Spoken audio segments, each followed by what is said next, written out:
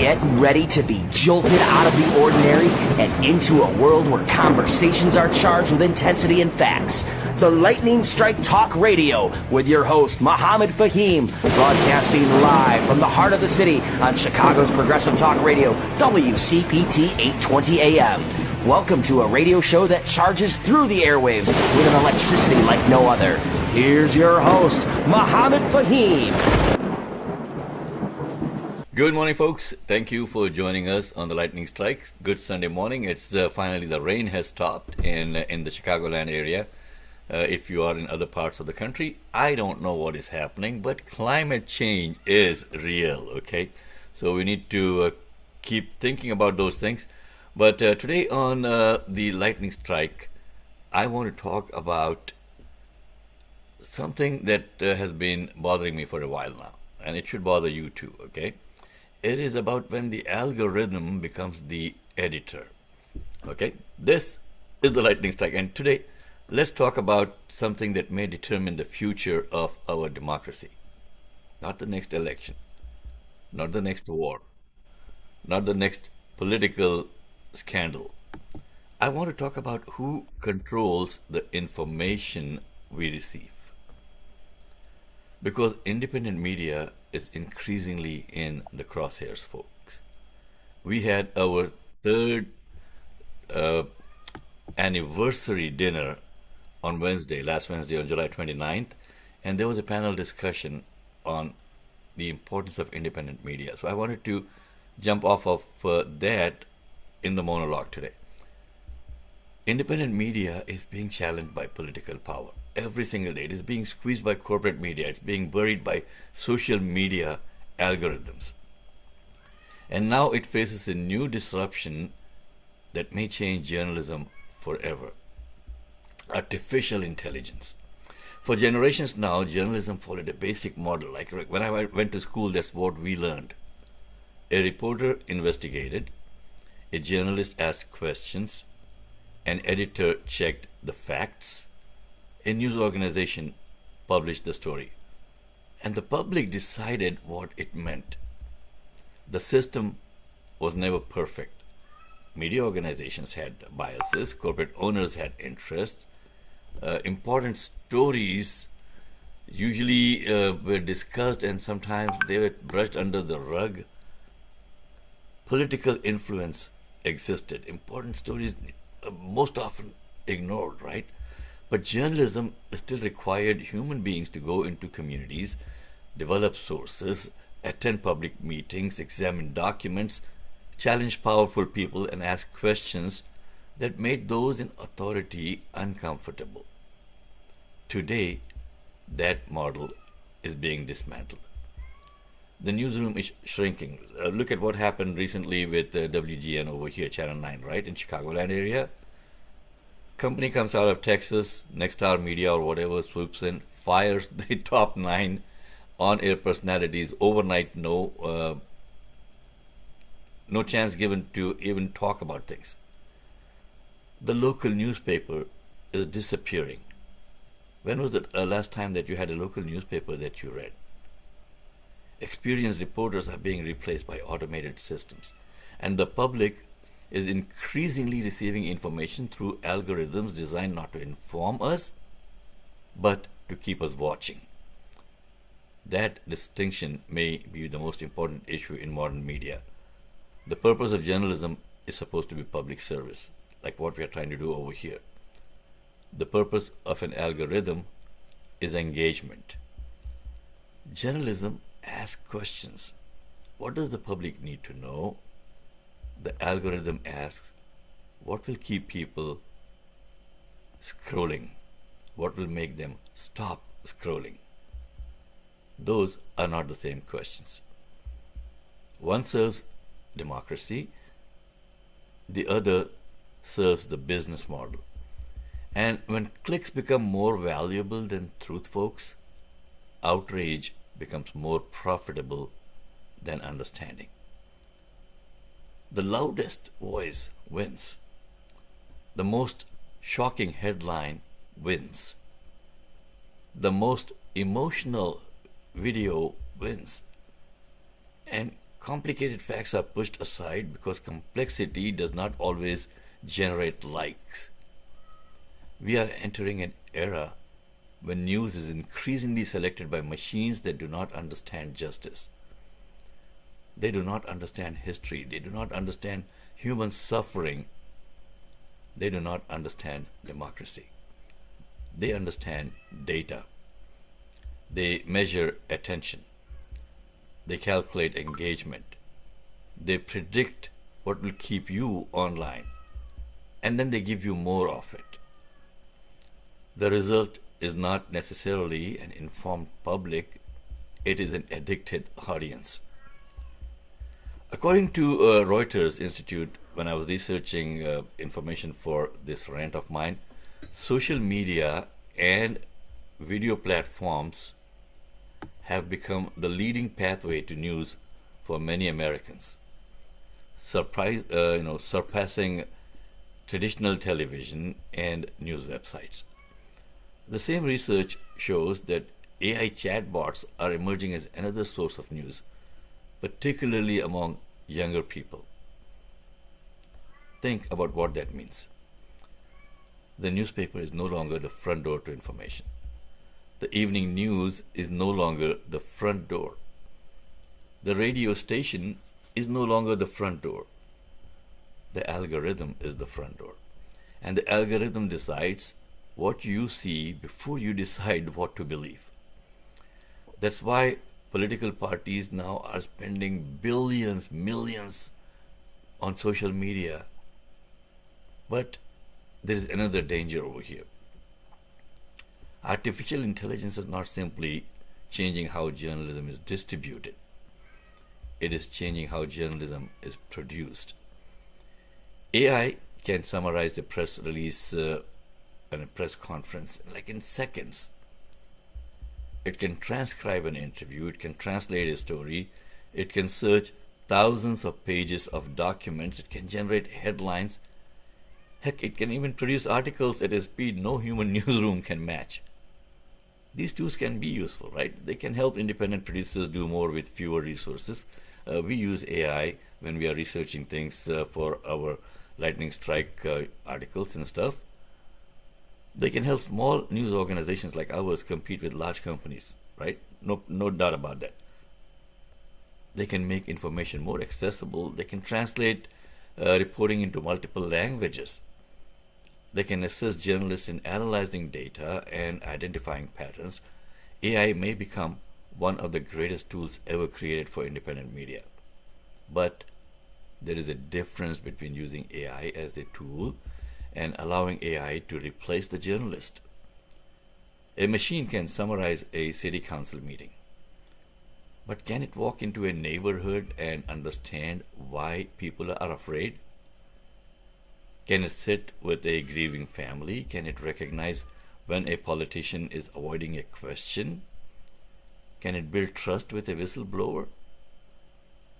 Can it understand the difference between a legal answer and the truth? Can it exercise moral judgment?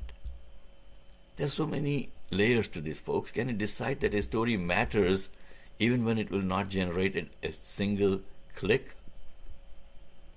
Think about it. And the answer is no. Artificial intelligence can process information, but journalism requires human judgment.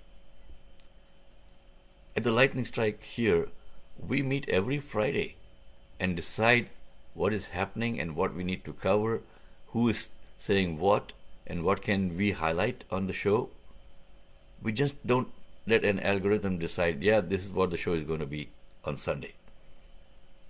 So when we remove human beings from the process, we risk creating a media system filled with content but empty of accountability. We may have more information than ever before and less understanding, more headlines and less truth, more videos and less context, more content and fewer journalists. That is the crisis. But independent media also faces another challenge: political pressure. Governments have always tried to influence the press. Power does not like scrutiny.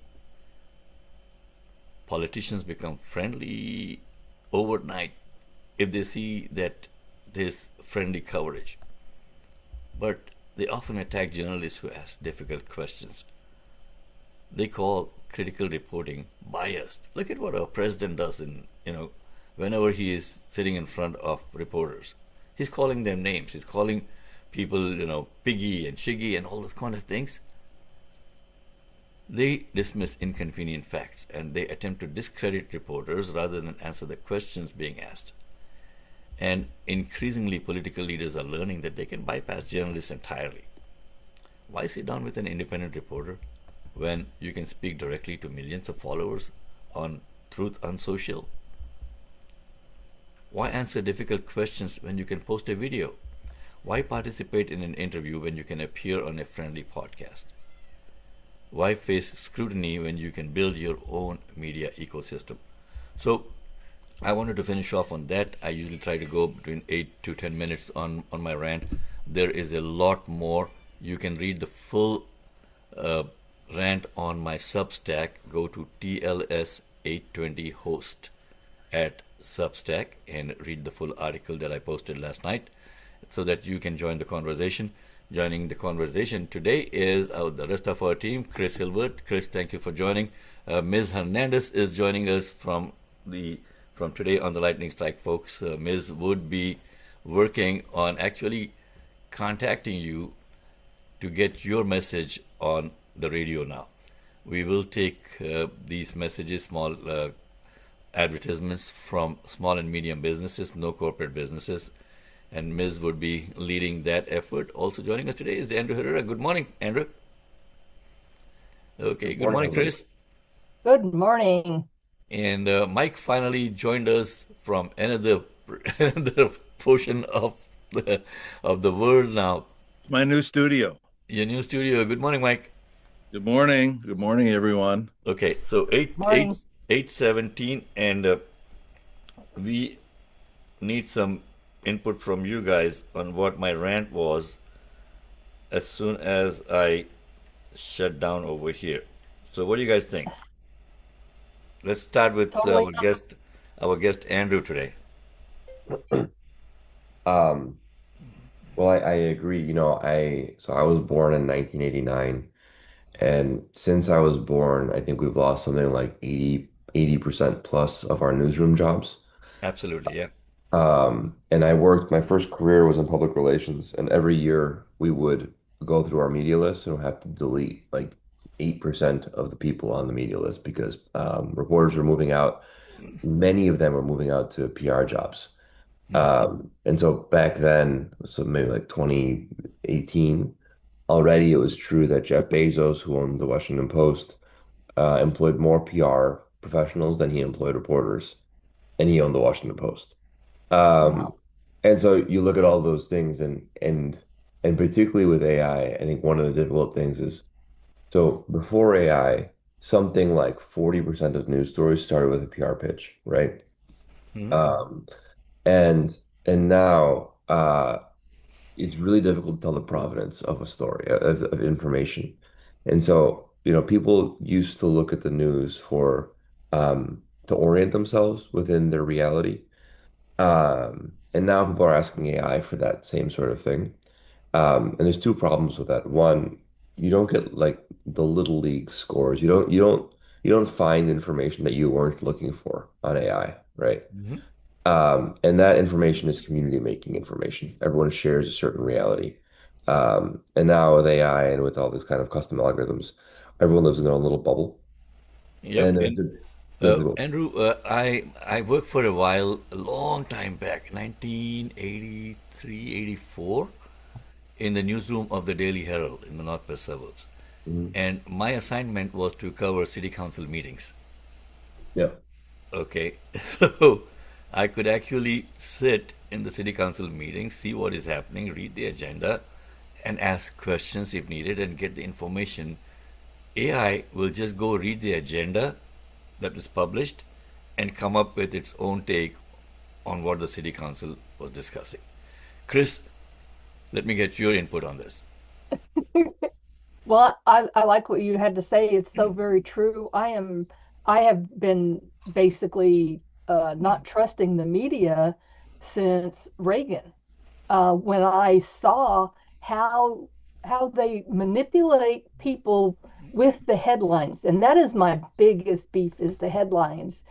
And then within the story, they seem to call out certain minorities when there's a crime, and they'll use their some identifying characteristic, usually their skin color, but it only goes one way, right? And if it's somebody they like, they don't mention the skin color. But if it's somebody they don't like, then they mention Hispanic or black or whatever. But it's never mentioned that it was a white person who did the worst of the crimes, you Yep. know? So the whole thing has started under Reagan, and it's just gotten progressively worse.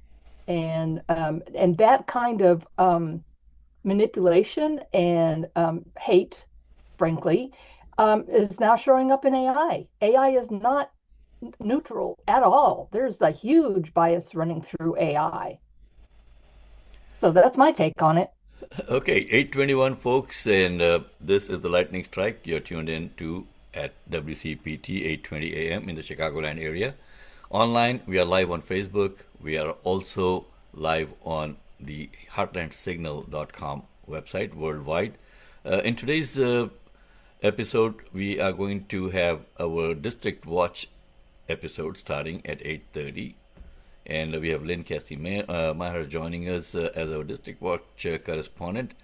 And also at 8:45, we have Dr. Salman Sagarwala and Dr. Ahmed from the Pain and Vascular Institute talking about the latest things that are happening in the medical world as far as getting pain rid from you. Okay, I don't know how even I'm just bumbling over my over my tongue today. And in the second hour, we'll have former Congresswoman Marie Newman, our regular co-host on the second hour, joining us with an interview with Alderman Daniel Laspata. Marie also wants to talk about housing, the ICE block, and immigration. And at 9:30, we have Attorney Maria Muzaffar joining us with her Breaking the Echo Chamber segment. And then we'll continue the conversations over here. Also today, we have brought in Ms. Hernandez into our team. Ms. would be taking care of any kind of advertisements and promotions that you want to get on the show over here. We had a semi-successful fundraising dinner. Still, people are not understanding the importance of independent media. And there is a lot of people came up to us and said, hey, why don't you start taking... Within Illinois, almost... Hey, why did you come in within Illinois almost? Come on, Dylan, you just jumped in between, man. Okay. Yeah, Dylan. What are you doing? Okay. Dylan is sitting in the studio and saying, within Illinois, almost. Yes, I agree with you, Dylan. Within Illinois, almost every newsroom has been decimated. Okay. But jokes aside, if you want to get on the show as a small and medium business advertiser only, we are not going to take corporate advertising, okay? And no APAC, please just stay away from us. You can reach Ms. at Ms. M-I-Z at tlsradio.com. And if you want to join the conversation today over here, the number to call in is 773-763-9278. This is our segment on what's on your mind, and it is sponsored by Ray Hanania, our good friend of Hanania.com. Also, starting from today, we have got attorney Riz Ali coming back onto the show. Riz is a personal injury lawyer. That's all he specializes in, personal injury. So if you get into an accident or someone gets into an accident with you, Riz Ali would be the guy to call. Okay, and we will have a complete commercial back from Riz that we actually used last time. So we're going to replay that for you so you get to know his contact information. Also want to talk about the Halal Fest that is coming up. Okay, and speaking of that, here is a message from the organizers of the Halal Fest. Let's see what they have to say. Looking for the ultimate family weekend this summer? Join us at Chicagoland Halal Fest 2026, August 8th and 9th at the Kane County Fairgrounds in St. Charles. Enjoy incredible halal food from nearly 40 vendors, live entertainment, shopping, a kids zone, camel and pony rides, networking, family activities, and much more.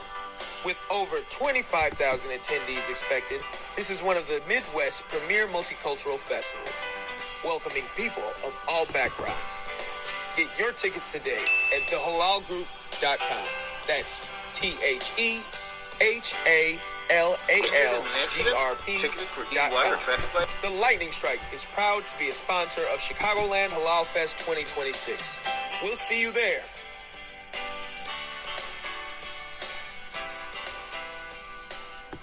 Injured in an accident? Ticketed for DUI or traffic violations? You need Riz Injury Law on your side. Attorney Riz Ali fights for you. Specializes Is that a in new auto commercial? accidents, medical malpractice, slip and falls, traffic tickets, DUI and DWI. Call 312-546-5109 now. That's 312-546-5109. One more time, 312-546-5109. Your story matters, and Riz Injury Law will fight to make sure you get justice. Visit RizInjuryLaw.com or stop by 35 East Wacker Drive, Suite 650 in Chicago, Illinois, 60601. That's Riz Injury Law. Justice, compensation, results. Call 312-546-5109. So those are a couple of quick messages on the radio today to keep the radio going. Because remember, we got to pay for this time. WCPT does not give us the time for free, okay? And we went back to helping out some of the friends that we have. And also, especially if you're running for office, contact Mike Patino. Mike will let you know what it is going to be and how do you get on the radio with us to get your message across. And we have a number of listeners across the country now. Speaking of that, 8:27, I think we might go a little bit early into our District Watch segment because our correspondents are here. Lynn Casey Maher is joining us for Maggie Wonderly. And we've got Maggie Wonderly. Maggie, thank you so much for coming to the dinner. How did you like what we were doing over there? Oh, it was great. It was a great time. And you got to meet, Chris Hilbert. Chris actually Yes. flew up all the way from Euless, Texas, and now she's got a lightning strike hat on her head. Woohoo! I'm all official and stuff. Okay. Wonderful. And we were talking, even Maggie, that you saw the panel discussion that we had about the importance of independent media and how these algorithms are coming in and taking over all the messaging for people. And I will let Mike and Chris take it over from here to talk about our District Watch segment and what we are trying to accomplish for our listeners with that. You guys want to say what it is about and then welcome our guests? Sure thing. Welcome, Maggie and Lynn. We're so glad that you're here. Maggie, it was wonderful to meet you at the event Wednesday, the fundraiser. I agree with you. It was a really good turnout and the food was wonderful. And we're thankful that you are here. Maggie is the president of the Illinois Progressives, not president, excuse me, chair. And I want to stop you right there. yes. Maggie, do you have 4 legs? No. She just said you are the chair. Yeah, that's what her title is. It says chair, Illinois Progressive. Okay. You are on top of things today, Mohammed. I must He's say. on a roll today. Chairperson. The Okay, chairperson. chairperson. Okay. The chairperson. Oh, goodness. And here at District Watch, we like to talk to quite a variety of people, find out what's going on in their little corner of the world and their successes, what they're struggling with, what's coming up. And so we're glad that Maggie and Lynn are here today. Mike, would you like to say anything?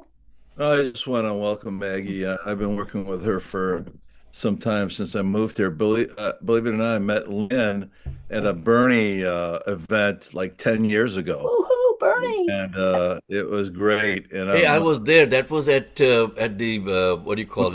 McCormick Place. McCormick Place, right? Yeah. Yes, Chris and I explored the McCormick Place the other day. We I did. was sitting right there in the press section, sir. Yes, But we didn't know each other then. Chris Okay. and I were underneath the buildings, but that's another. Okay. But yeah, I just sat down with Lynn, and we started talking, and we stayed in touch ever since. And when I moved to Illinois, um, she was going gangbusters with her progressive advocacy here in the area, and they got merged, just had a merger with another state PAC organization, and just so glad to see you on the show, Lynn. How you doing? Thank you. Very well, very well. Thank you so much. Well, why don't could you and Maggie just tell us a little bit what you're doing down there at the Illinois Progressives, please? Okay, so basically, you did set it up there. We recently merged with two other groups, the DuPage Progressive Alliance and Progressives of Kane County. And we all started with the Bernie campaign, except for some of us who've been doing this for decades, some of our members. And so we're all like-minded, and we decided to join efforts, and we're expanding what we're doing across the state. So and this weekend we're canvassing and phone banking for Abdul El Sayed. We got together and with a lot of other groups and also with elected officials. I could give you a bit of a summary of what's been going on this weekend. Saturday, Mayor John Lesh called and gave us an update, and he was canvassing there with our group. And he said that the response at the doors for Abdul is really great. And, there was hardly anyone for Haley where he was going.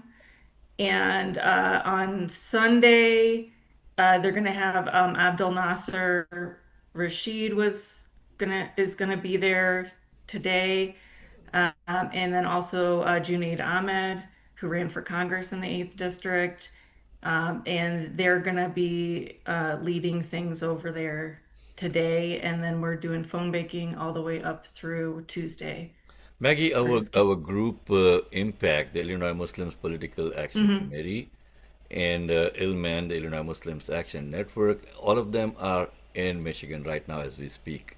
I was supposed to go out there to go with the groups, but hey, I got the show to do, so I said I will talk about it, but you guys go ahead. And Abdul has, in the latest polls, he is ahead of Staley, and I don't know, man. I mean, that woman, she is, folks, APAC and the other corporate PACs have spent close to $60 million in a Senate race in Michigan. That should tell you where our country is headed and who is trying to buy our politicians. And Abdul is fighting back against that. Every single interview that you have heard from him, he says, hey, I don't want my money to go to kill innocent children overseas. I want my money to stay for Michiganders over here in Michigan. Improve the roads, improve the infrastructure, improve all the things that needed to be improved right here at home. We have spent over $37 billion in the Iran-Iraq war so far, not to count. Yes, the- and we know Yeah. how what money talks, and Lynn was involved with Junaid's campaign here, and both Maggie and the Illinois Progressives, and we saw what $8 million did for Melissa Bean, right? Yep. So Yeah, it's so I amazing. just wanted to jump in and let you guys know that, yeah, we are all part of it, not just the progressive Maggie. It is our country. We have to take it back. So you guys continue the conversation. Okay, well, Lynn, how you doing? Doing very well, doing very well. I think one of the great things about Illinois Progressives is that it has people working outside the party and people working inside the party. And that makes it, gives us a wider base on how we can support our candidates because it takes both sides. I mean, that's something that, we heard Bernie say 10 years ago, right, Mike? Get in the party and change the party. So, I'm also a chair of my township and helping with local candidates so that we can flip some of these Republican seats here. So, and Maggie with Illinois Progressives, we have are endorsing candidates one by one. They're all on our website, illinoisprogressives.org, and you can check them out there. But I think it's important for us to look at these local races as well as the larger races.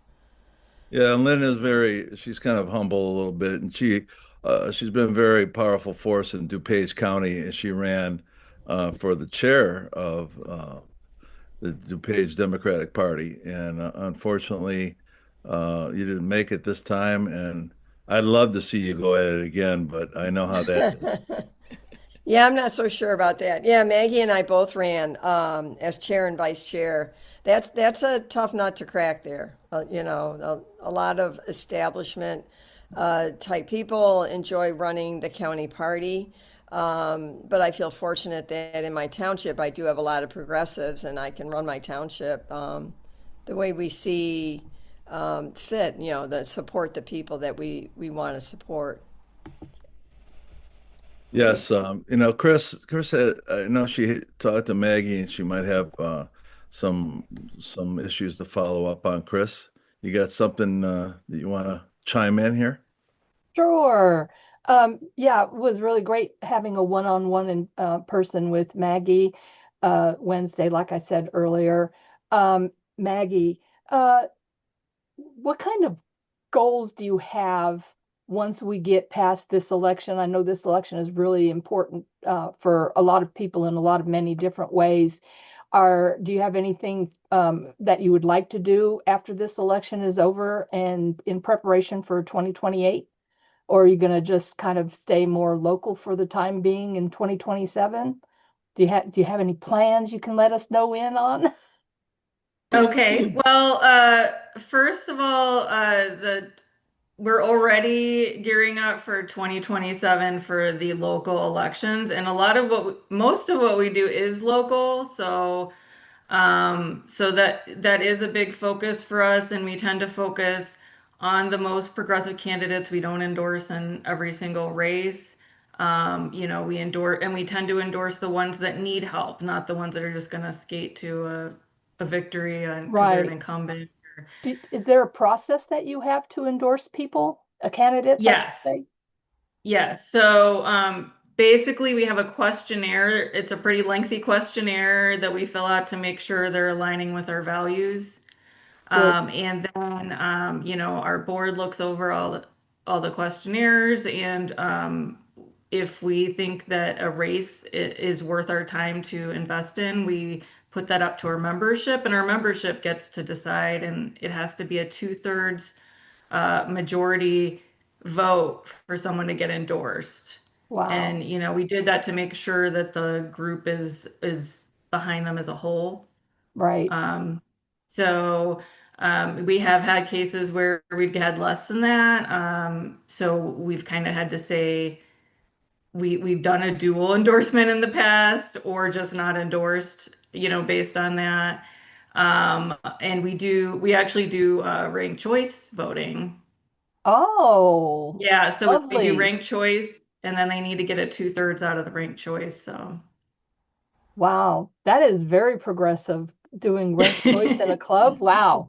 I'm Yeah. just yeah. gobsmacked with that idea. That's pretty cool. Uh, is there anybody running or that you would like to see run locally or in your local area that needs a little bit of encouragement to step outside of their little box and take a handle and go with that you think would be a good candidate and could do a good job?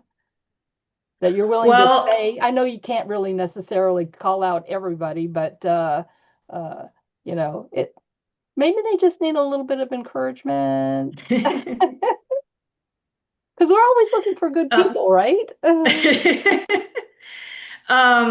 So I don't want to I don't want to put anyone on the spot who hasn't Right. decided to run.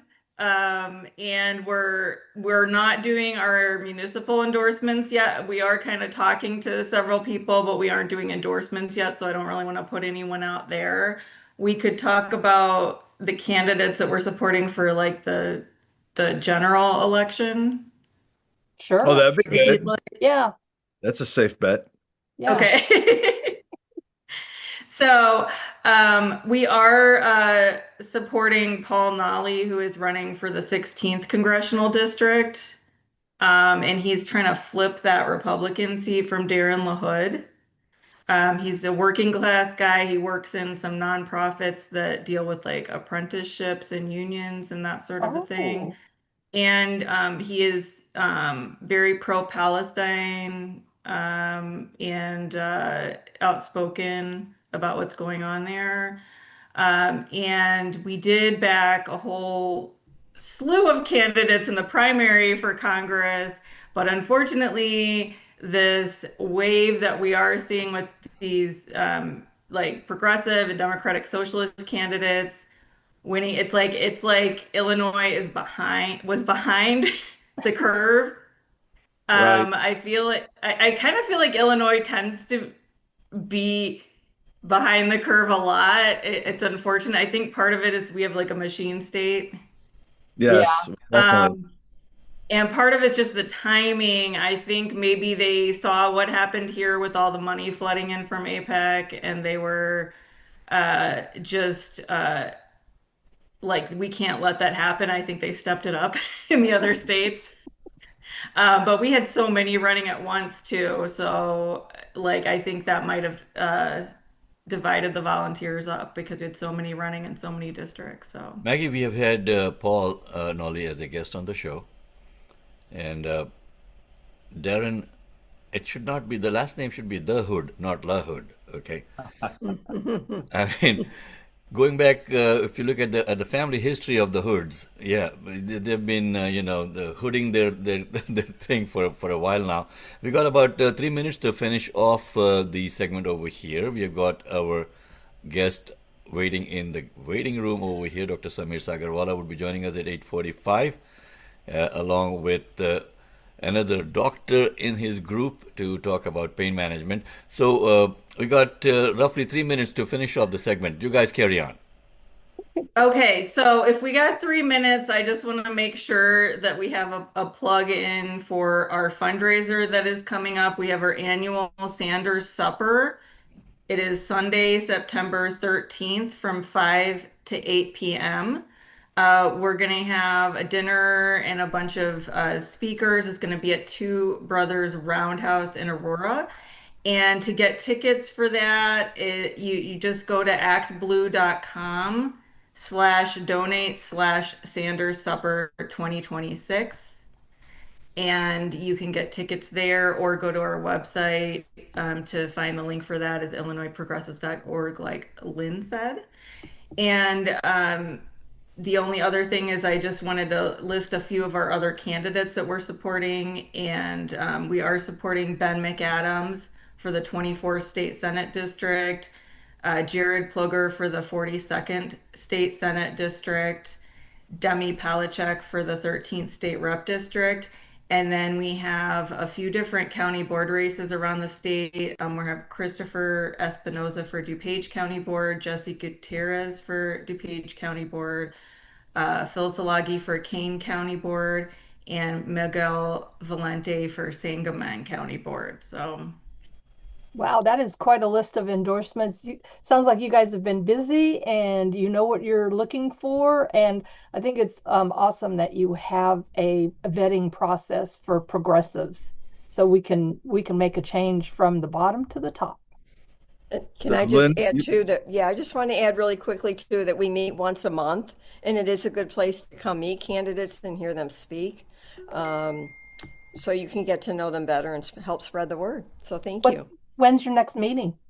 Our next meeting is it August 17th? August It's the third 17th. Monday. Third Monday Third Monday? at the St. Charles Library. Yeah, St. it's very Charles easy to Library? get to. Very easy to get to. I was really impressed with the last meeting I attended there. Thank you, Mike. Okay, 8:44, and thank you both of you for joining us, Maggie and Lynn. It's always a pleasure. I love the name Illinois Progressives, and I don't know if you guys have been following what is happening in the 97th district over here, where I am with Harry Benton and the mess that he landed into, and Chris Welch, who is trying to, welch out of this mess himself. Yeah. Yeah, I mean, said. these people need to be held accountable. I'm so sorry. I mean, I ran with Harry for the village board in 2019, so I know Harry very well. And the Inspector General's report has just come out. I don't know if you guys have read that or not. It is shameful. Yes. And the Republicans are jumping on them. Oh, these are how the Democrats are. Yeah, look at your own wheelhouse, man. Look at what your president is and who your president is. We got a convicted felon as our president, and the Republicans are jumping on a state rep position over here, saying, "Oh, bad, so bad." Okay, 8:45. Actually, it's 8:46. We are gone a minute over. I want to welcome Dr. Salman Sagarwala to the Lightning Strike. If you could please unmute yourself and let us see who you are in person. Okay. Hi, good morning. I see. Welcome. I see you now. Okay, good morning and welcome to the Lightning Strike, Dr. Sagarwala. We've got our whole team over here. Melinda Patino is actually Mike Patino, Chris Hilbert, and we had our guest joining us today for our District Watch segment, Maggie Wonderly and Lynn Casey Maher from the Illinois Progressives. Maggie is the chair with two legs only, okay, no four legs. We discussed that, right, Maggie? Two-leg chair. Okay, chairperson actually. Jokes aside, folks, this is your show, okay? This is not a commercially produced show. We don't have any commercial sponsors. We don't take corporate sponsors. We talk to you directly, people to people. Dr. Sagarwala, please introduce yourself. Sure. So my name's Dr. Sagarwala. I'm the founder CEO of the Pain and Vascular Institute.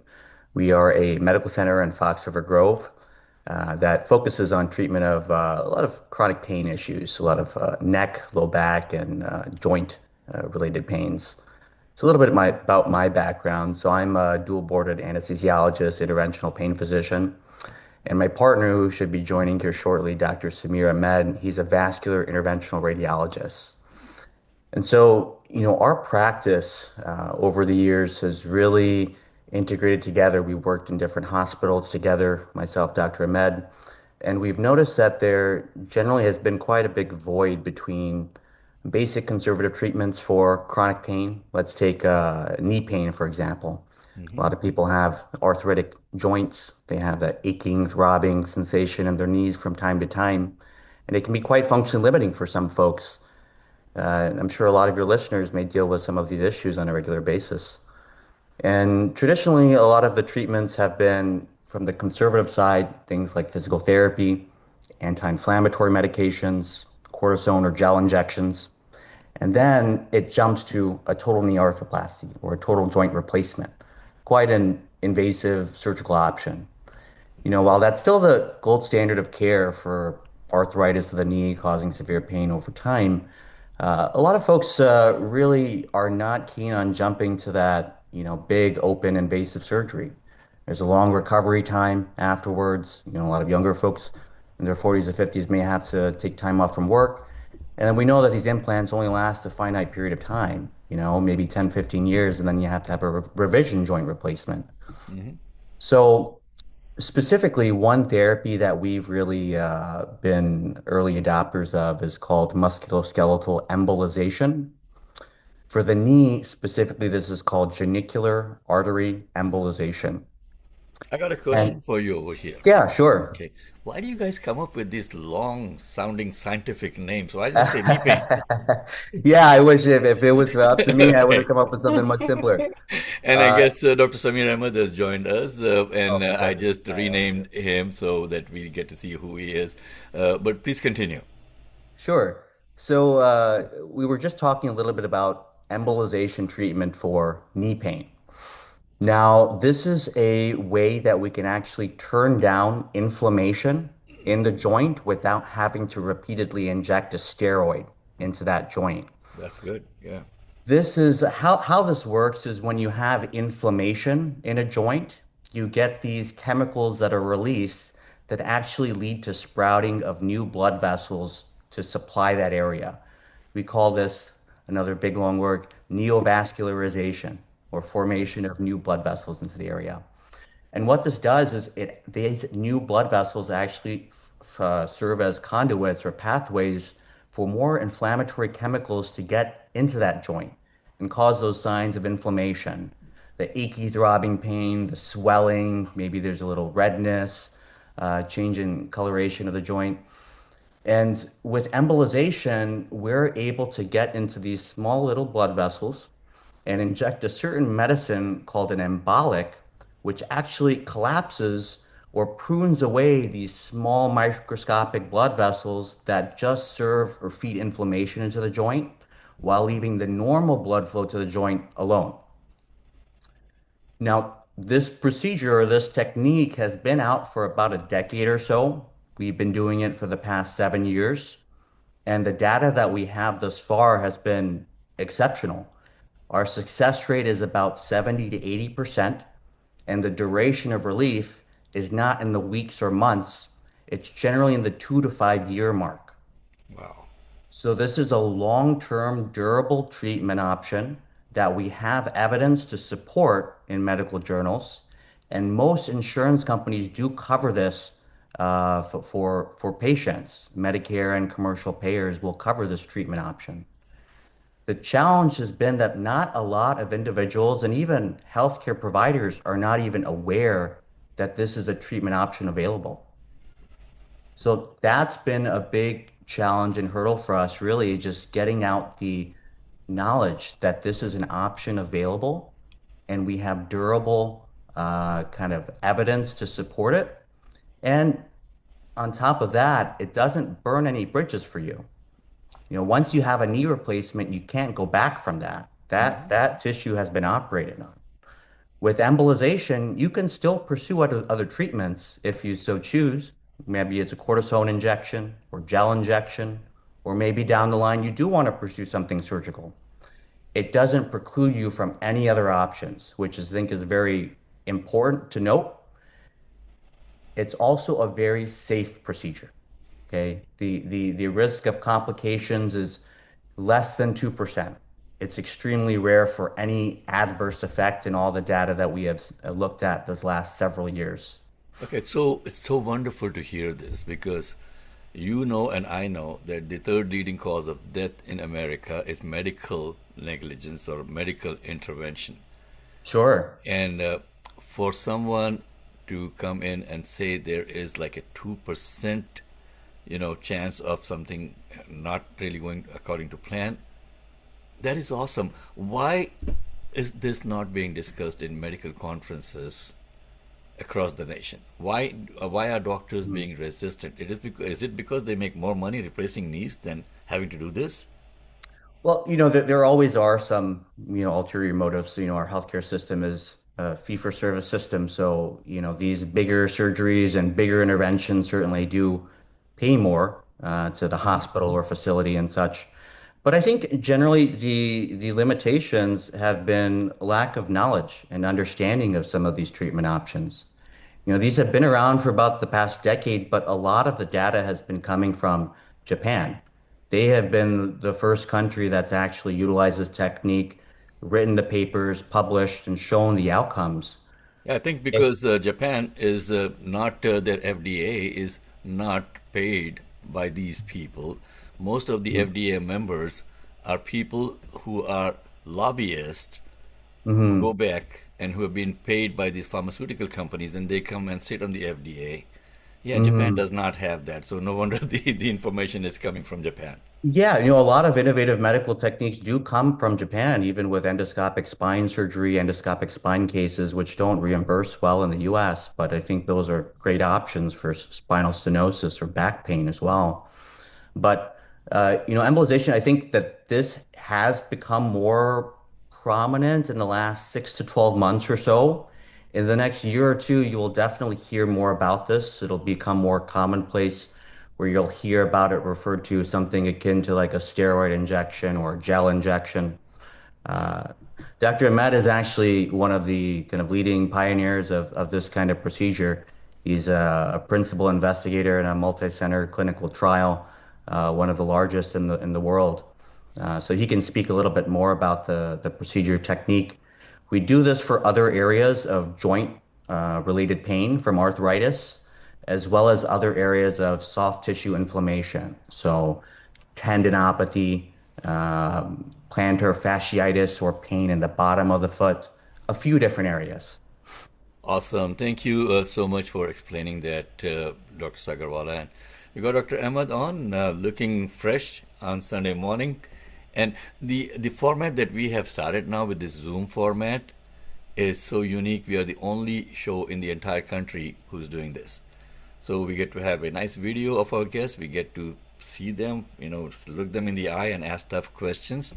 And the audio is going directly to the station transmitters, and you're being heard all over the Chicagoland area and worldwide on the Heartland Signal website, and of course on our Facebook page also. So Dr. Ahmed, welcome to the Lightning Strike. I am Mohammed Fahim. We got our team of Chris Hilbert, Mike Patino, Ms. Hernandez, and in the second hour we'll have Congresswoman Marie Newman and Maria Muzaffar joining us to discuss things as to what is happening in our country. But if you can please continue the conversation. And folks, if you want to join the conversation, we got about, you guys mind staying with us for another 10 minutes? Because we do take a station break for the NBC News at the top of the hour. But our Facebook Live continues, and we can have this conversation being recorded that we can play back on other media also. So, educate us, Dr. Ahmed. Thanks for having us. So I want to introduce myself briefly. I'm Dr. Samir Ahmed. I just give you a little bit of background. I'm from New Jersey. I grew up in New Jersey, went to medical school at Johns Hopkins, and then did my internal medicine training at Yale.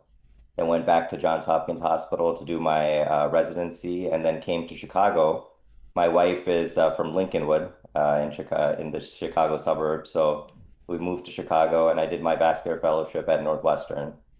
And I started this center with Dr. Sagarwala because we wanted to provide innovative, minimally invasive treatments, as he's mentioned. And education is a very important part of what we do. There's a lot of patients that don't know about embolization because no one has talked about it. And like Dr. Sagarwala is saying, there's been a lot of clinical trials in Japan and now in the US at big centers, University of Chicago, at UCLA, NYU, where they've shown very consistent results with success rates over 70% and persistent results from this procedure into the 2 to 5 years range. And, I kind of equate this to a revolution that happened in cardiology.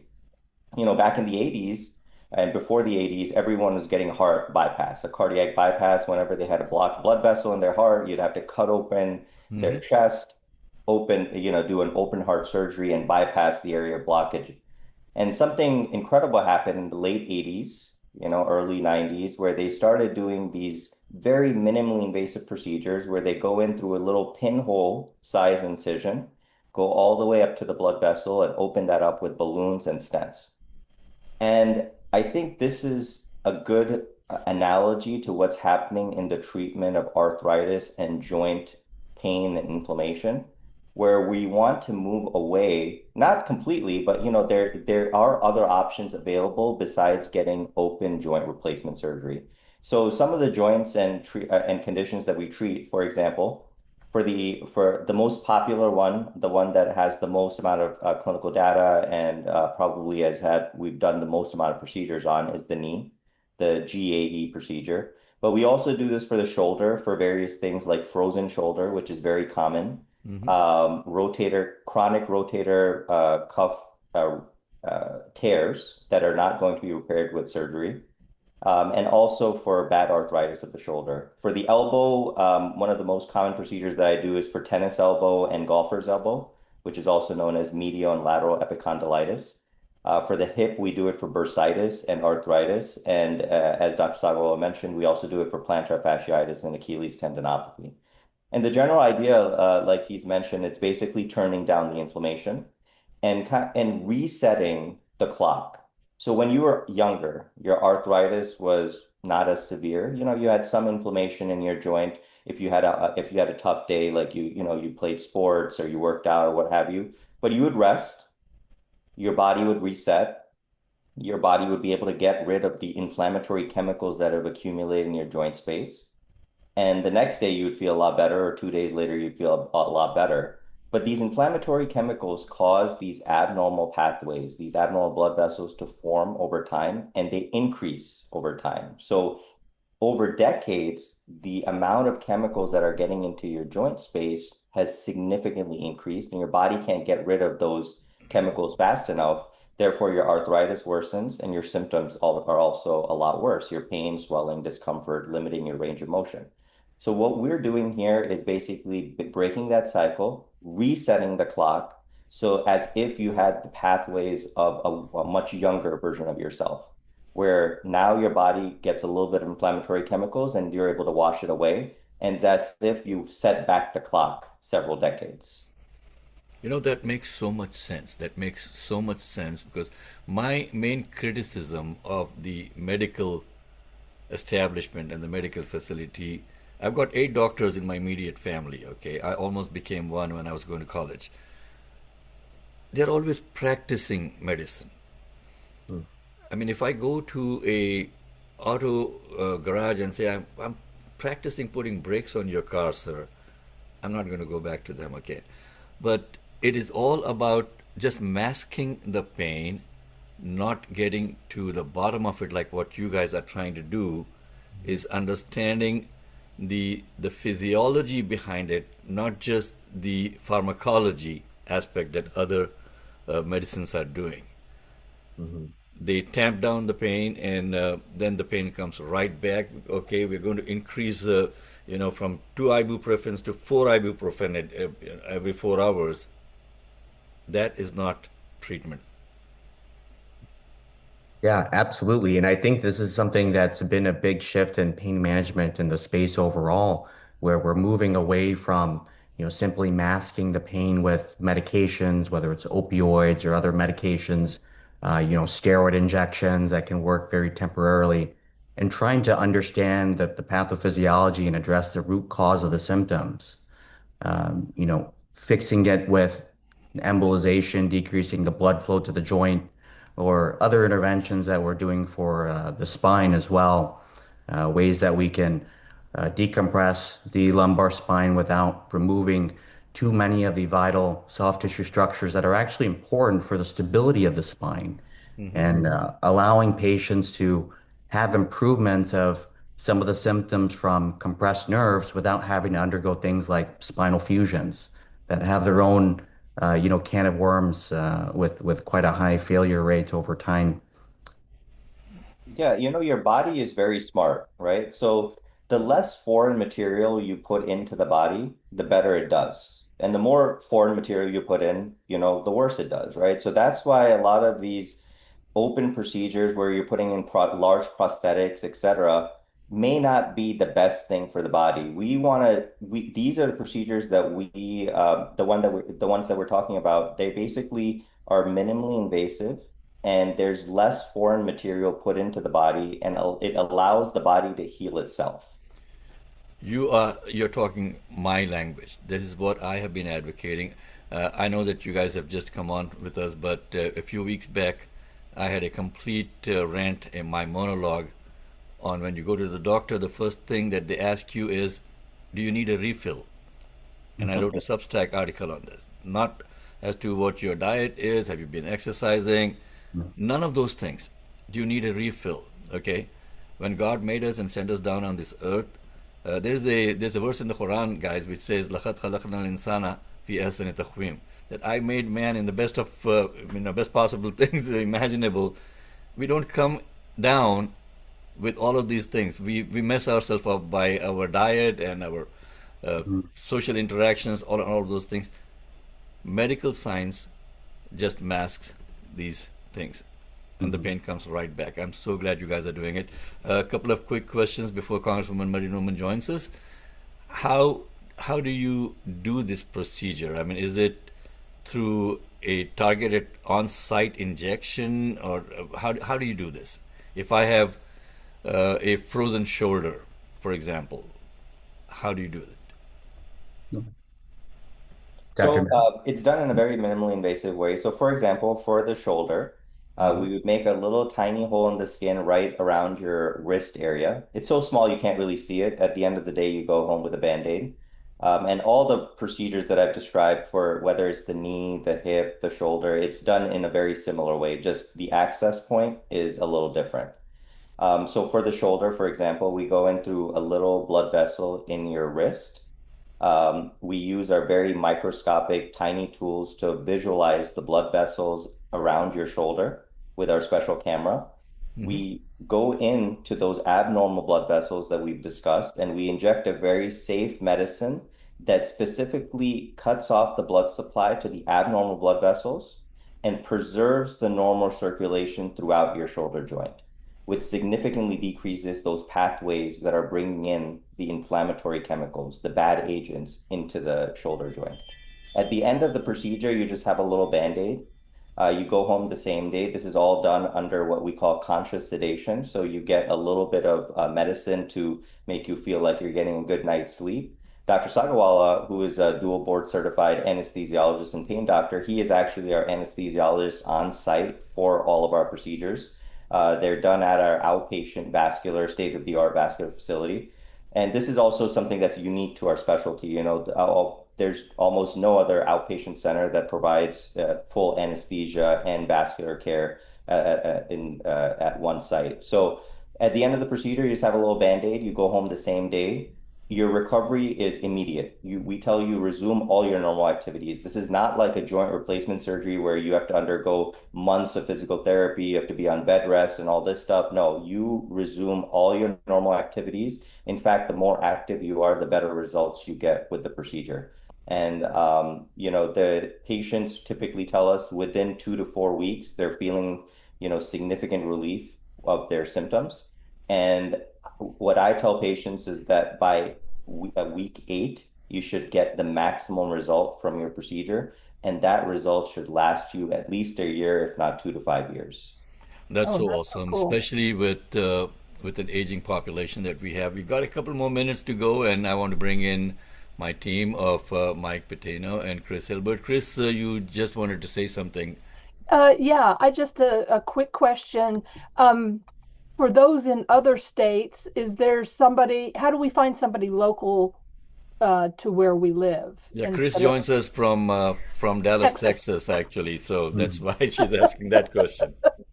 And I'm of what do they call it? A woman of a certain age. So, you know, I've got a damaged shoulder here that might help my shoulder. So I'm very interested in somebody local Yeah, stop that wrestling can with your help me. husband, And I'm sure other Lynn. people also want to know, how do we find somebody like you guys locally? Is there a website that has a list of people doing this embolization procedures? Chris, you flew up for our dinner the other day on Wednesday, so you can Yes. you can fly up to get your shoulder fixed. Well, I know, but you know, Okay. time, Well, let's let the time. doctors answer that question. Please go ahead, guys. Not Yeah, I don't know everybody if can Dr. fly to Med maybe Chicago. has more insight to this, but you know, it's something that is not done as commonly as you would expect. It's been becoming more common the last, 12 months or so.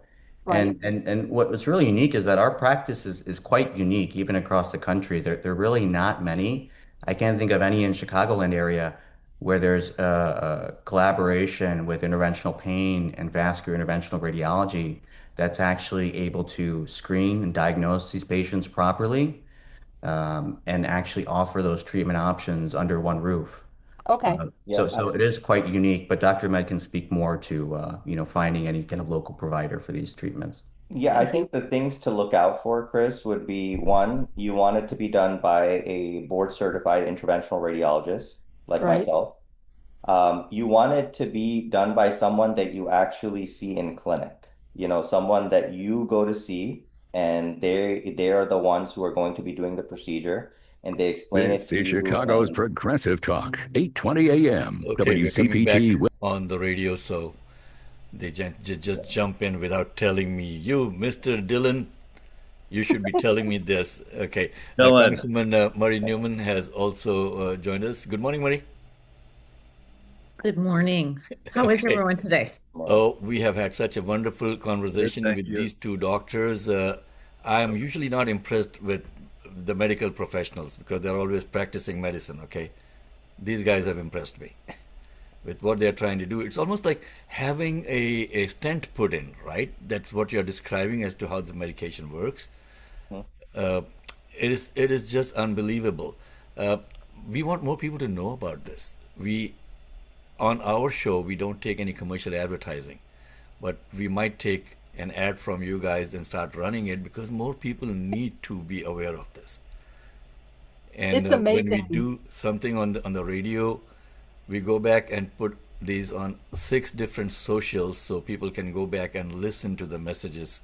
And it takes a while before it starts getting into people's brain. Like, I had 4 people that I know in my immediate family who went in for hip replacement and knee replacement surgeries recently. I wish I had known you guys earlier. Murray, these guys are doing things which are unbelievable. Before your guest joins us, Sure.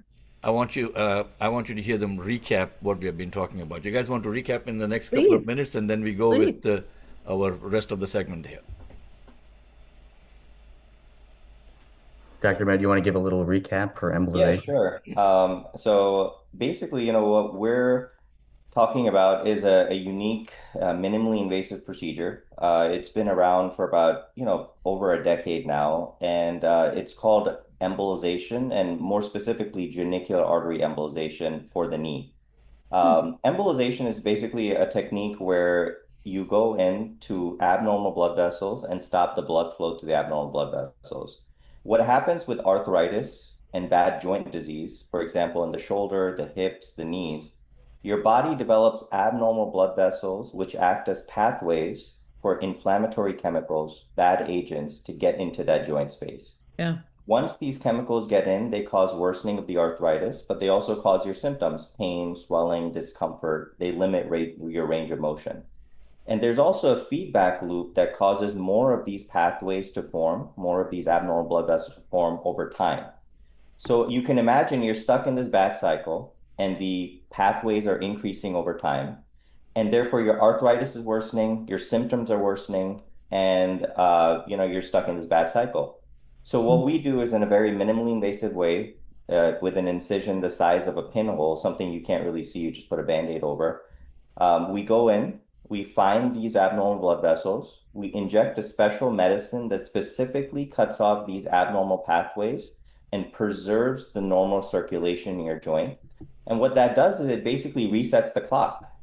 The inflammatory chemicals significantly decrease in your joint space, your arthritis slows down, and you get significant pain relief, less pain, swelling, discomfort, increased range of motion. And the success rate of this procedure is very high. It's about 70% in all the clinical trials that have been done throughout the world. And the results are very persistent. So you can get up to 2 to 5 years of pain relief. And if needed, you can have this procedure repeated. Just in case you fall into that 30% where the procedure doesn't work for you, it also doesn't preclude you from getting any other type of treatment, whether it's steroid injections, gel injections, joint replacement, etc. But this has become a very popular option, and not a lot of people know about it yet, but it's becoming very popular for the treatment of bad arthritis in the shoulders, the elbow, hips, knees, and even for plantar fasciitis and Achilles tendinopathy. Oh my gosh. That sounds great. Can you do it multiple times? Meaning, like, let's say it does the pain revisits after 3 years. Can you do it, 5 times over the span of your life? Yeah, absolutely. Absolutely. It's actually great for patients who are younger, who are trying to avoid a joint replacement, because we know Right. joint replacement only has a finite life, right? Yep. So it's going to last you 10 to 15 years. If you're a runner, you're in your early 40s or late Mhm. 30s, and now you have bad arthritis of your knee, you get that joint replaced. We're all living up into like our 70s and 80s now, right? If not Right. more, you're going to need that joint replaced maybe 2 to 3 times, right? So Yeah. this can buy you several years before you need that joint replacement. It's also for elderly patients who are, either too sick or are not good candidates to have a joint Right. replacement. And it's great for people in the middle. Like most of our patients are in the middle where they're middle aged, they're still working, don't want to be off from work for months at a Yeah. time, and they What is want the to avoid a recovery on major it, doctor? procedure. I'm sorry? What is the recovery period on that? Immediate. So basically, it's an Oh, outpatient procedure. Yep. You walk in, you walk out, and we tell you to resume all your normal activities the next day. wild, wild. Yeah. That is So life that changing. yeah, Yep. so I was actually equating it to, in the 80s, there was this big shift from getting open heart surgeries to getting coronary, angiograms with angioplasty and stenting. Right. That is the type of shift, kind of like this Yeah. monumental shift that's happening from getting major joint replacement surgeries every time you have some arthritis to getting these minimally invasive procedures that can provide great pain relief for years. Yeah.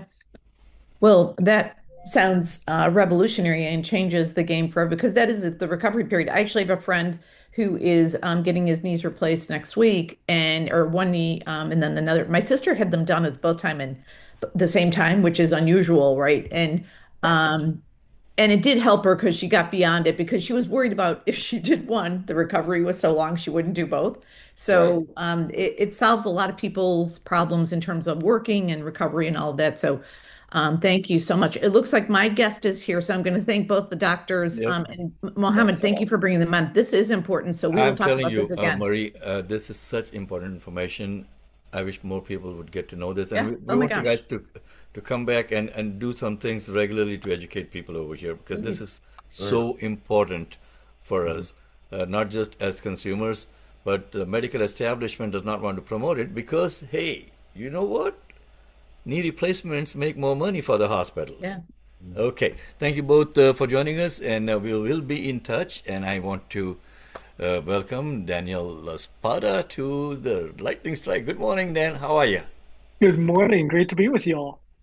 Good morning, Alderman. So, welcome to Ignore at Your Risk segment where we talk about things that are not always talked about in the news. I'm so pleased this morning to have Alderman Daniel Espada from the First Ward of Chicago. And folks, we try to pepper it up here on our show so that you see how government is implemented at the local level, municipal, et cetera, county, as well as the federal level, because everybody forgets that local government does the yeoman's work of implementation and really understanding the problem at a very granular level. So that's what we are going to endeavor to do today is talk a little bit about that with Alderman Laspada from the First Ward. So a little bit about Daniel before we dive in. He was a community organizer working to expand housing, well-known urban planner, and a dad. Well, welcome, Daniel. Thank you. Yes, I have a involuntary co-host with me. That's Oh, glad to be awesome. with you all. Yeah. I usually have an involuntary opinionated beagle with me, so it's all good. So I'm sure. Hello, darling. How are you? We're on the radio right now. Yes. Hi. And video. Don't forget the video Yeah. part. The video too. Adorable. Yep, this is going to be a video, and that's going to be there forever. That when she grows up, she can see how she looked on video. There you go. And tell everybody that. That's Okay, good, and we'll Marie. bring her back when we need extras for sure. Yeah. So Daniel, I thought we'd get right to it. Tell us a little bit about your ward, where the First Ward is, kind of the composition, things that are going on there. So the first word, okay, that's your strikes 1, 2, and 3. I'll see you in a little bit.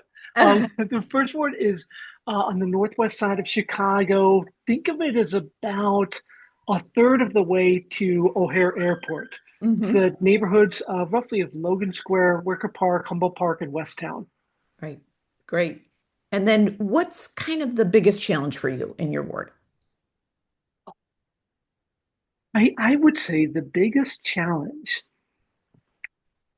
is that the overall high median income of the first ward and overall the growth in wealth that the ward on average has experienced masks a great deal of disparity.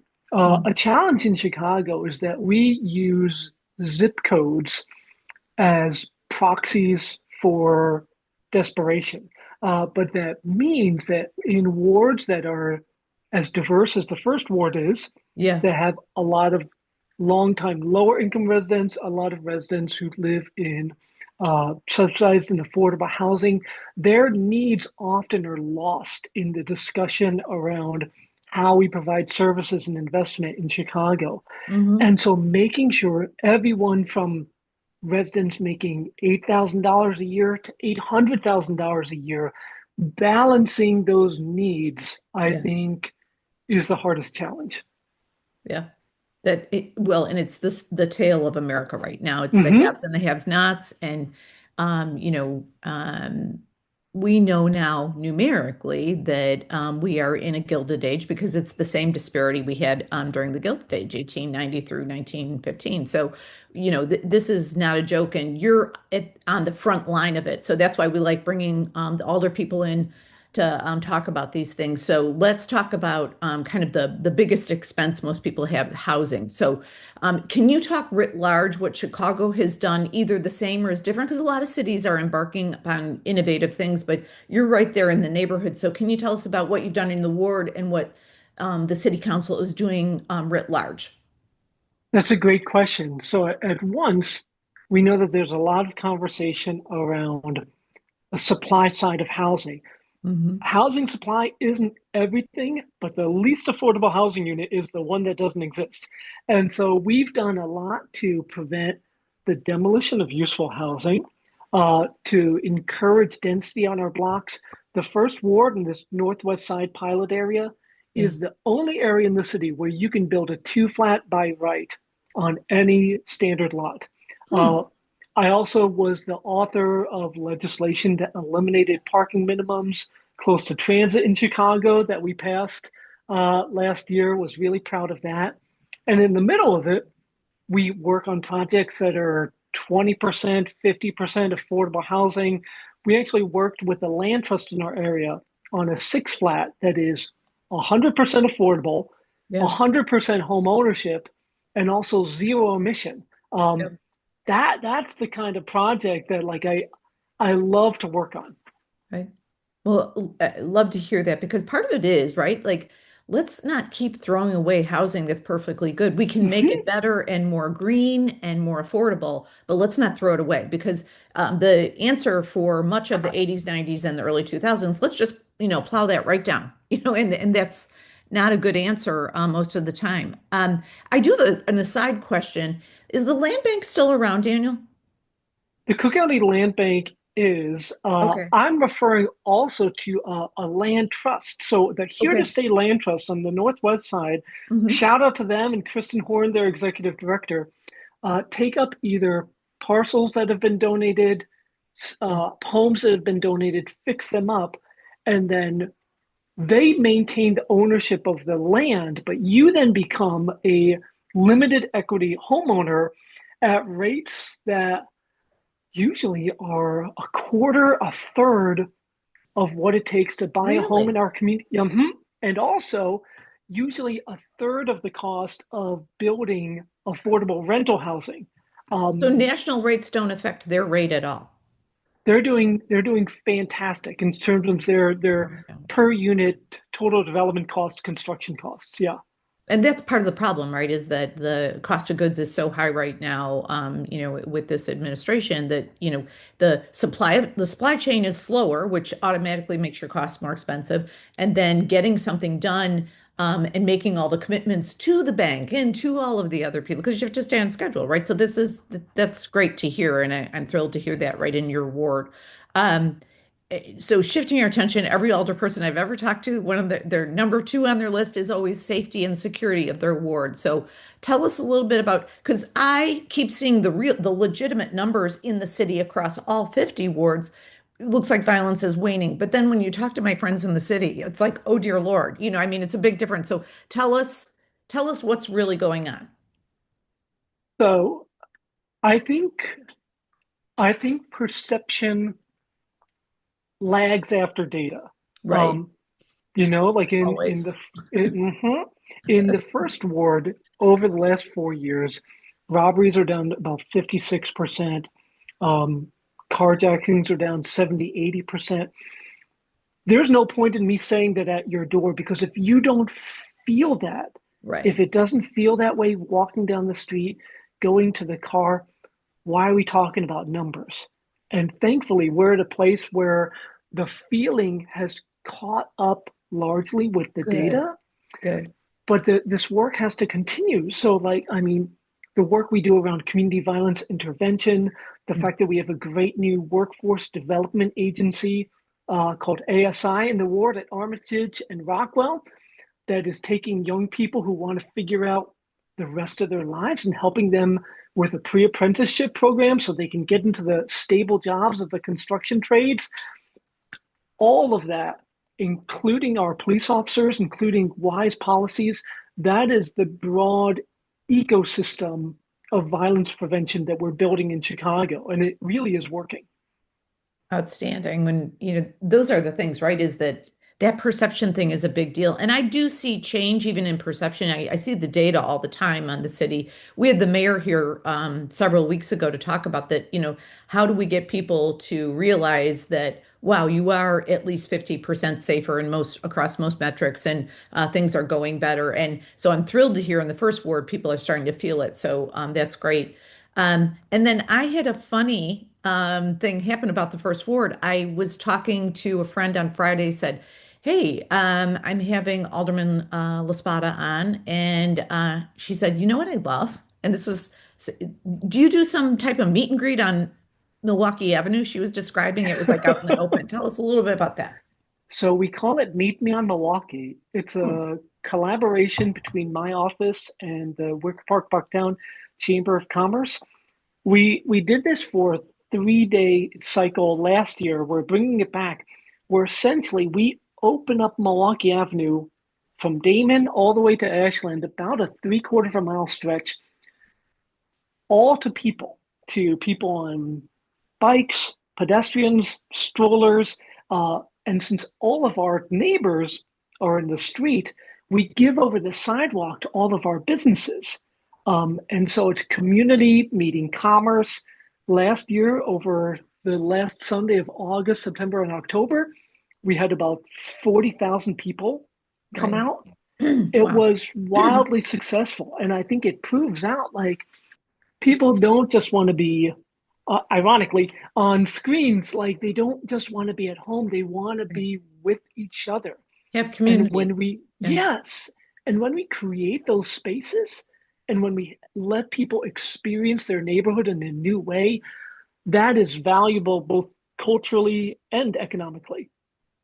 Yeah, when those things work well, because you can promote it in a digital way, right, on social media, and then have an analog experience, right? It's a beautiful thing. Before we let you go, Daniel, I'd love to talk about ICE for a minute. I think that it gets less coverage in the media, even though there are people are being detained and unlawful things are going on everywhere, not just in your ward. Tell us a little bit about what you're doing to combat the unlawful behavior of ICE.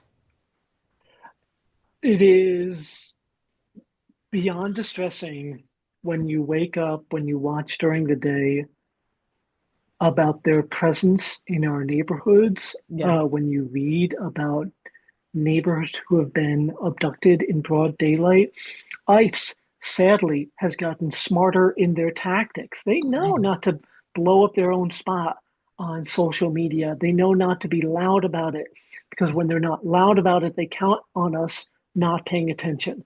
And I'm really grateful for all of the First Ward residents and residents of the city in general who are out there on patrol, watching out for these folks, making sure they defend their neighbors, making sure they know their rights, both as observers and for those potentially being abducted.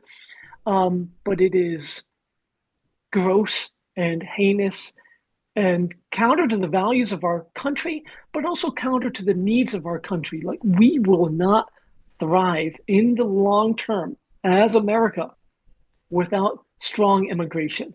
And we need to recognize that, I would say, at every single level of government. Well, I'm glad you do, and it is important. And go team First Ward, man. Sounds like the folks are knitted together well there, and we appreciate your time, and we hope you come back sometime. Well, Mike has his hand raised. I think Mike has a question. Sure, go ahead, Mike. For the alderman. How you doing, Alderman? Thanks for coming on the show. You mentioned, I'm going to go back to what you stated, that you think the crime rate is going down.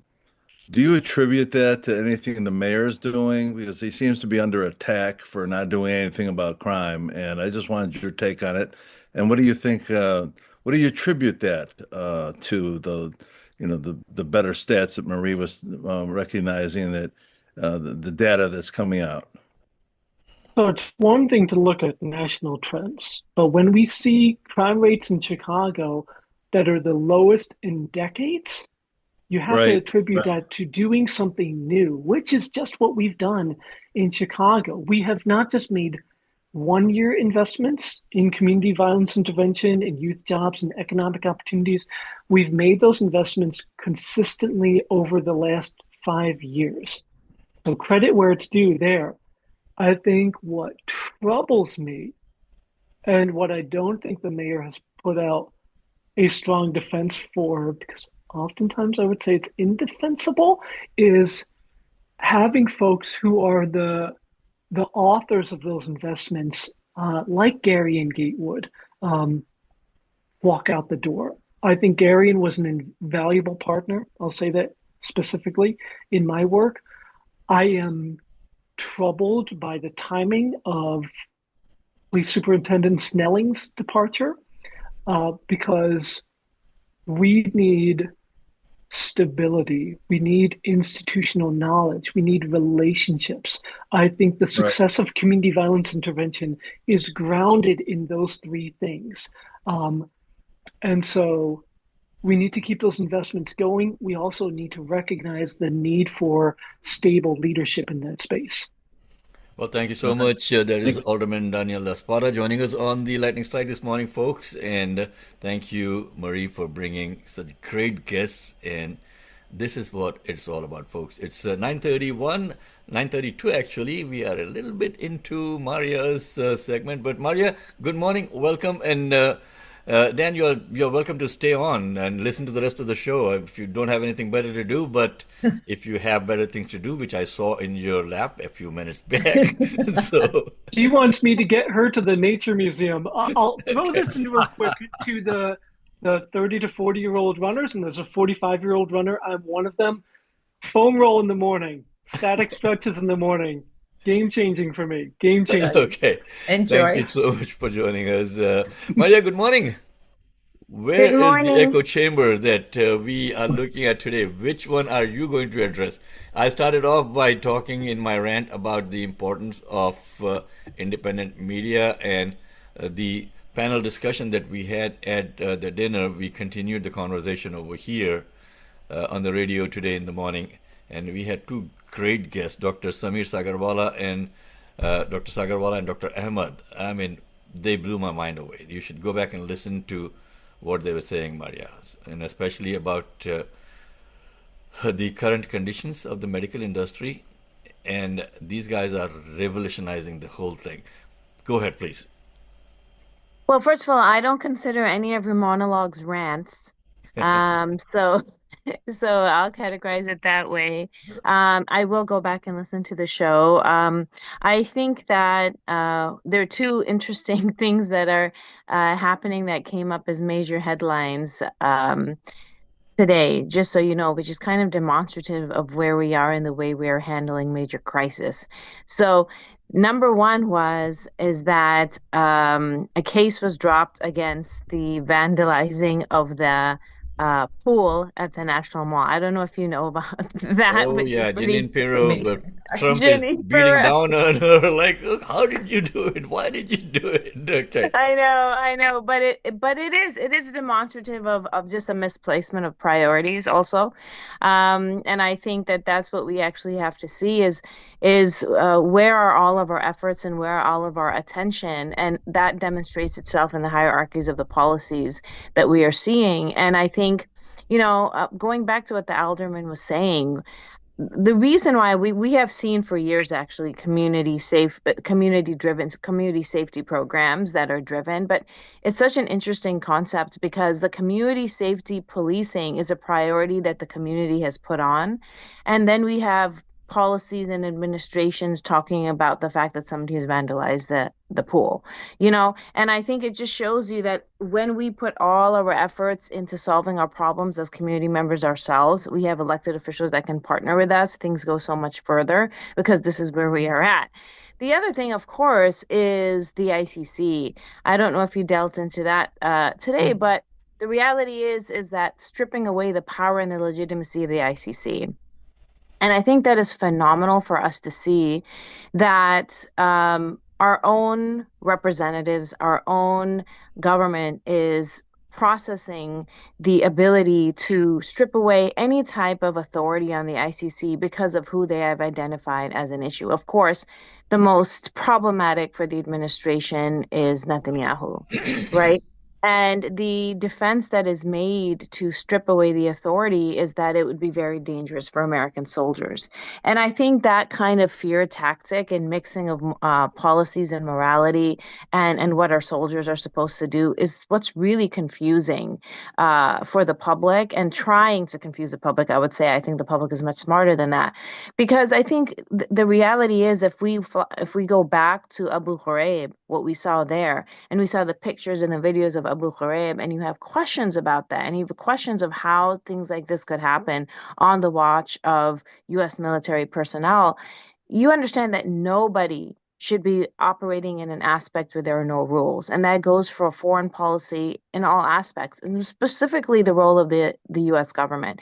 And so I find it so interesting, and I want to break the echo chamber on this, is to use the military to say, listen, and this is what Secretary Rubio actually stated as an official statement, is that the reason why we are so concerned about the ICC issuing warrants is that now U.S. military can travel the world with their families and be arrested somewhere because of what they did as a war crime.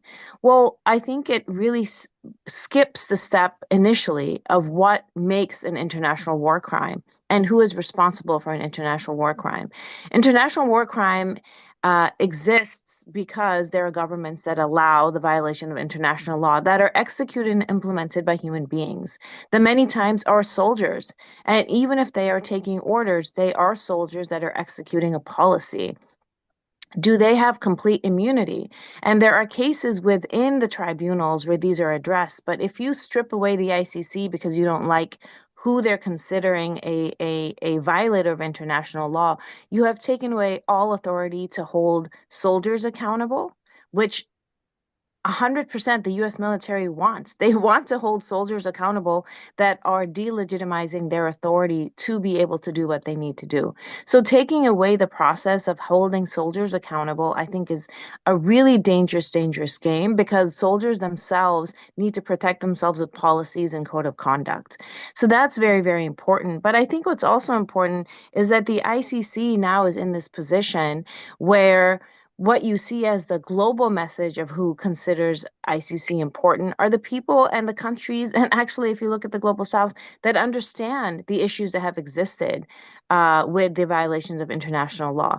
But the powers that be, for so-called, that are getting issued these warrants are the ones that have a problem with it. So the reality is this a way to delegitimize an international body that could hold you in violation of international law only because you are now the suspect and the accused? And what does that mean about the authority of the United States when we're advocating for human rights all across the world. This is what's the duplicity of this issue, right?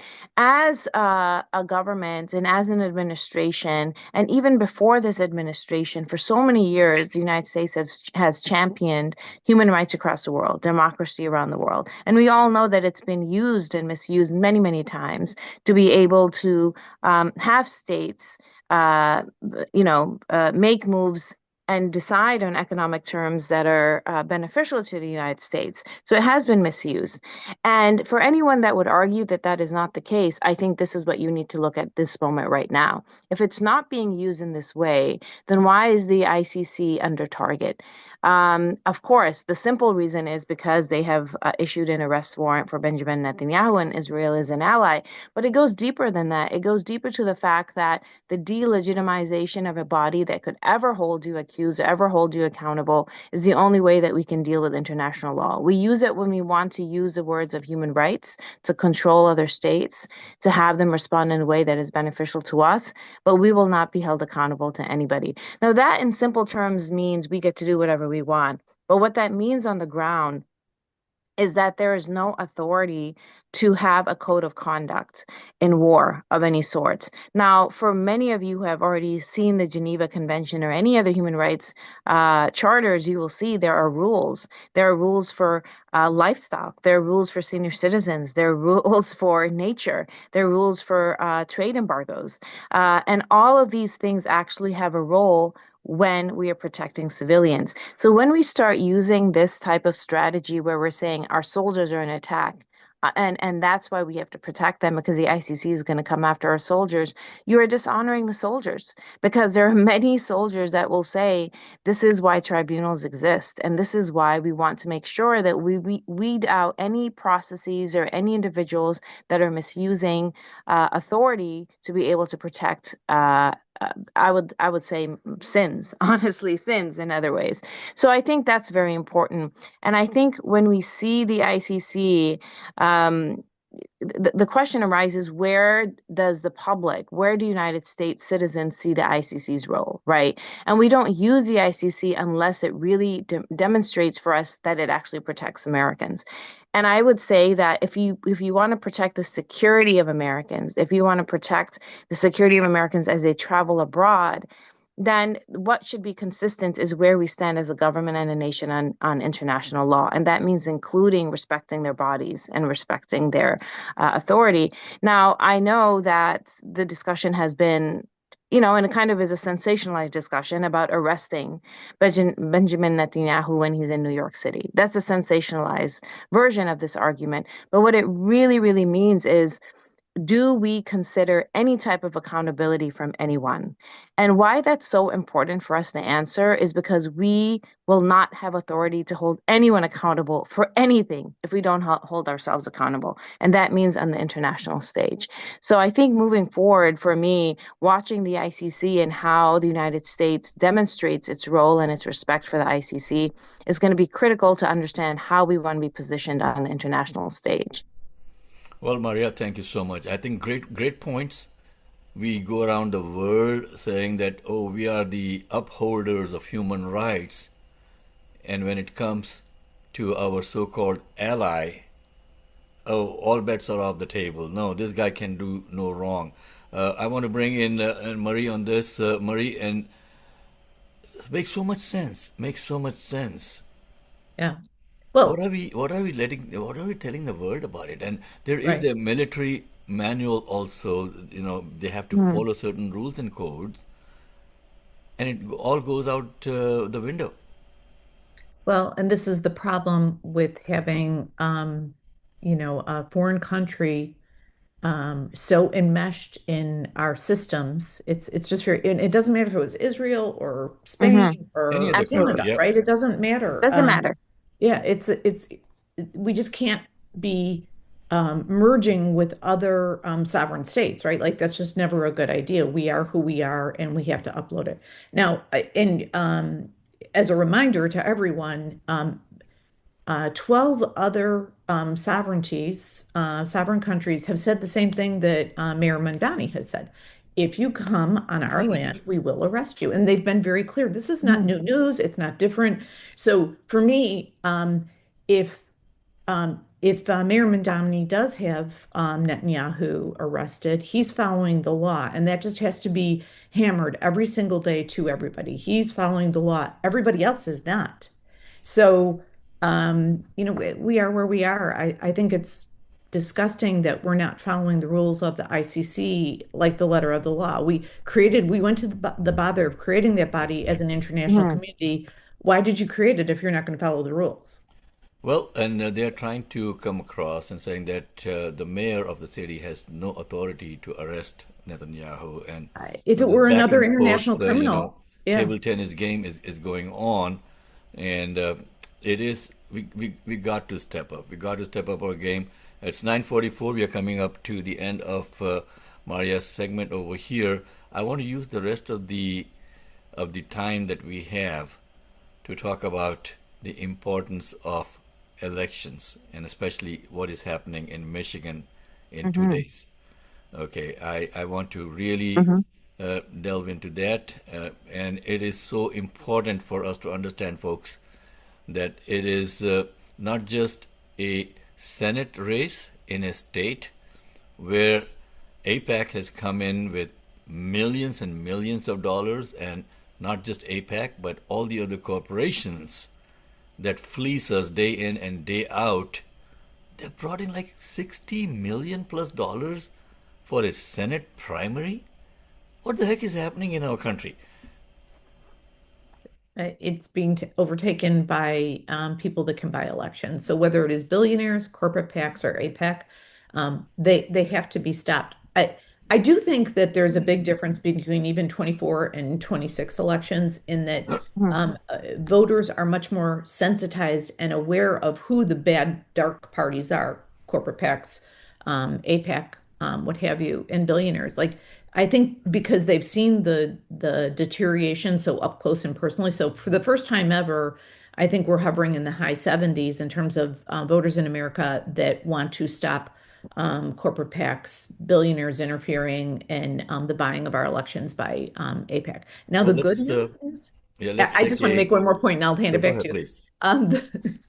The good news is that the more these folks hammer this stuff, the worse it gets, the worse their brand gets. So the more AIPAC tries to buy elections, the worse their brand gets and the less successful that they are. So I'm not horribly concerned about them burning down their own brands, because it only demonstrates to everybody else that this is a bad thing. So AIPAC is going to lose this fight, for sure they are, in Michigan. And they will have spent $60 million, and it'll all go down the drain. So there you go. Well, I hope so. So we'll take a quick break for a message from our sponsors. The Halal Fest coming up this weekend in Kane County. Looking for the ultimate family weekend this summer? Join us at Chicagoland Halal Fest 2026, August 8th and 9th at the Kane County Fairgrounds in St. Charles. Enjoy incredible halal foods from nearly 40 vendors, live entertainment, shopping, a kid zone, camel and pony rides, networking, family activities, and much more. With over 25,000 attendees expected, this is one of the Midwest's premier multicultural festivals, welcoming people of all backgrounds. Get your tickets today at thehalalgroup.com. That's TheHalalGrp.com. The Lightning Strike is proud to be a sponsor of Chicagoland Halal Fest 2026. We'll see you there. I'll be there. Okay, Mike. Good food. It's going to be good food. One thing I wanted to follow up with, Marie, with the race in Michigan, I think what's interesting is still the campaign language, even so close to the election date, is between the two candidates, right? Abdul Sayed and Stevens. But what this race is actually about is, yes, we want corporate control. Yes, we want to be able to have dark money control the elections. That's actually the message that AIPAC is basically stating, like, no, this is the way that things are going to get done. So that's, I mean, and I think I was having this conversation with a few other people yesterday, is that we know that it's a two-way race, and we know that AIPAC is putting in so much money, and we can say it's about, pro-Palestinian versus pro-Israel, but what it's really about is no, we don't want regular people having a role in the elections. We do not want to change that system. We're going to make sure that we create that pattern. And I think people are waking up to exactly that, Marie, that they're responding to the fact that we don't want our elections bought, period. That's the sentence. It's not about Stevens and Abdul Sayed. It's, are you going to allow people to buy your elections or not? This is what the race is about. Well, I want to bring I think it's becoming clear. Yeah, I want to bring in Chris and Mike for their take on this. It's 9:49. And we also have attorney Riz Ali, who has decided that he wants to support the show, which he did a little bit last year. And he came up to me in our event and said, I really want to start advertising. Please take my ad. Okay. So it's we'll so good. It. Yeah, we will take, like I said, small businesses, not corporate advertising. So I want to take a 30-second to play a message from Riz, and then we'll go back to Mike and Chris for their input. Injured in an accident? Ticketed for DUI or traffic violations? You need Riz Injury Law on your side. Attorney Riz Ali fights for you, specializing in auto accidents, medical malpractice, slip and falls, traffic tickets, DUI, and DWI. Call 312-546-5109 now. That's 312-546-5109. One more time, 312-546-5109. Your story matters, and Riz Injury Law will fight to make sure you get justice. Visit RizInjuryLaw.com or stop by 35 East Wacker Drive, Suite 650 in Chicago, Illinois, 60601. That's Riz Injury Law. Justice, compensation, results. Call 312-546-5109. Okay, let's come back to the conversation. And Mike, Chris, the mic goes to you guys now. Well, I like to have that guy who just made that commercial put our number out there like that. Well, here's the thing. Very good at putting out numbers. Mike, that commercial was voiced by Ken DeLuke, and he is sitting up there in heaven somewhere looking down on us, playing his voice on the air. He's no longer with us. Well, that was a great number introduction. I remember that number, not our number. But, okay. Well, I wrote the script and Ken voiced it. Okay. I really find repugnant to a point where it's just like sickening that people like James Carville are trying to make it look like they're right. We're the corporate people. We get to tell you what you're supposed to think. We got all the money, and you people don't count. We don't want you even thinking about being the Democratic Party anymore because you're a bunch of communist progressives, and you're really anti-American, and it's ridiculous to the lengths they're going to make people feel like, oh, you might be a Democrat, but you're not our kind of Democrat, and they're making people feel terrible about this, which is really backfiring on them because people are tired of feeling terrible about this, right. and they're pushing back. They're pushing back big time. Yeah, how come the Democrats have a big tent for anti-abortionists, but not a big enough tent for FDR progressives like us? Yeah. That just drives me crazy. Yeah. It's so one-sided. It's the corporation Uber alles, and that has got to stop. And just a real quick thing, a couple of years ago, I saw a meme that said that 50% of the profits that mainstream media makes is from big pharma. And I'm like, that sounds fake. So I took an hour, did my, high school math, which is all I remember. And I went through and I found all publicly related information. I just typed in how much profit did they make, how much was spent, and I did all the division and the multiplication and the adding and the subtracting. And it turns out it was 50%. I think it was like 50.2 is what my math came up with. So yes, the profit, not the income, the profit of mainstream media every year is 50% of their profit comes from one group of people, big pharma. So some of that stuff that is out on social media is true. It's time consuming sometimes to verify it, but it's out there, and we have got to somehow reinstate the fairness doctrine and get stop letting these big corporations and industries control the narrative. Because if your 50% of your profits come from an industry, you're not fair and balanced. You're not on the side of the people. You're on the side of the corporations. You're a bought and paid for, you know what, is what you are. Yeah, and you know Okay, that's something. my rant. Yeah, you know Who something. know what? It is Ooh. not just the Democrats that these corporations and APAC are buying. My Right. concern is that once the election, the primary is over, and God willing, Abdul wins, they are going to bring that money to his opponent on the Republican side, Yeah. and they will fight tooth and nail to win that seat.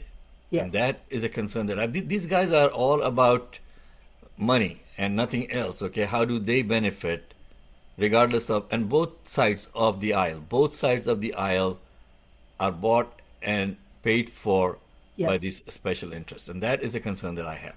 Yeah. It's a big concern, and more people should be concerned. More people should be aware. And once you become aware of it, the one thing you can do is just shop local. Don't shop at the big back box stores if you don't have to. There are plenty of small businesses. And yes, you may have to pay a little bit more. And if you can afford to do so, you should to support locally. Otherwise we're all going to end up like those company houses and company stores back in the 1800s, right? We're going to Yep. be serfs, I'm glorified slaves. I'm so glad you brought that visual into my mind. Okay, the company stores The where company you go stores. work your back off digging coal and all of that, and then you come and spend your money in the company store. Okay, and nowhere else. And the company Uh, housing. Yep, I'm going to go buy a cow now and start having my own milk and get some chickens and get my homemade eggs over here now. But jokes aside, folks, this is so important for our country. We got to take responsibility for our actions, get engaged, get informed. Don't just sit on the sidelines saying it's not my fight. It is our country. We've got to take it back from these special interests. It's about 4 minutes to go to finish off the show today.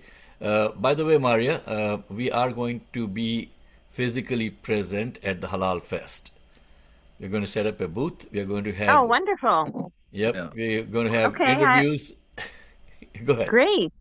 I'll discuss it. I would love to stop by and be there as well, and that would be wonderful. Yeah, please do, because Great. what we want to do is to have a physical presence so people get to see us more than just listen to us.